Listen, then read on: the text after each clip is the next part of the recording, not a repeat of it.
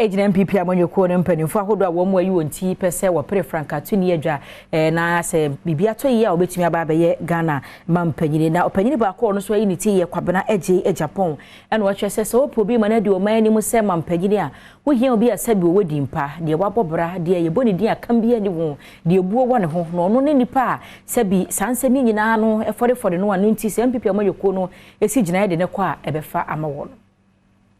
Sisia, you are all back to mainstream politics. O Kasabe Bray. Then Ghana, especially Obia, Tisemia, Metumi Huache, the Mwa Boafore, a Juma Ding, dear Boa party from Menkola Brim. Na my party general secretary, ni bit me on Bopo, Sadia Senipa.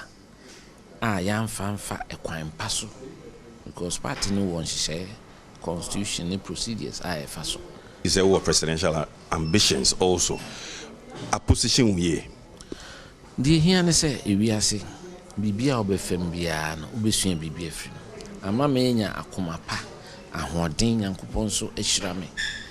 ema dodo no aso agima semdi minam ya me campaign me kyirem eno ma me opportunity as me call constituency bia na say regional omutimi bisa me say Kwabena de na siye no mato me bo akyirem nti ama party fo nyina say oh na kwan ya de general secretary fire so de entwa yi Mr. Agyapong mami business the same way things are a bit difficult since no more edin kakra ma ban no o feel say government no open up na on tie a man for like people with other ideas more oje this okra no oje this okasa omutie minua ntine free democracy government for the people by the people of the people mesre mampenini na pamfo omuntie de yemu bi ya yeka no because ye wodoma no na ye wodoma oman no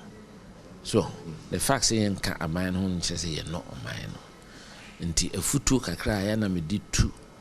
wo mo say yenhwe na yesika sem ye ni ye bi ya ye say no say de okan ewiase ayedin ewiase nyina na Ghana so ayedin pa nti say opese Ghana fo nyina tawachi se ye hihye niema muade nyina nchichire ye fun tighten ye belt dia na che se wo a wodi ani mu so ese wo ye nsanchire ni bi obon se oh wo susu no wo chichire wo hu bi omo bi nominations are over picking forms and over filing, so there's a difference between picking and then filing. Would you do it? Would you go through with the process? Na minua me ya brand kra 2007 na mene ye frame mojamu no mene na me ya brand kra out of the 17 aspirants they are there my bida nti we dey say nya dey for from me so ye dey see mu ache duru ne nure nti minim say party for no dodo no wogide o mu sese so ye hia obi a Ghana for benya gide wo no mu sa asem a oka bia no obedi so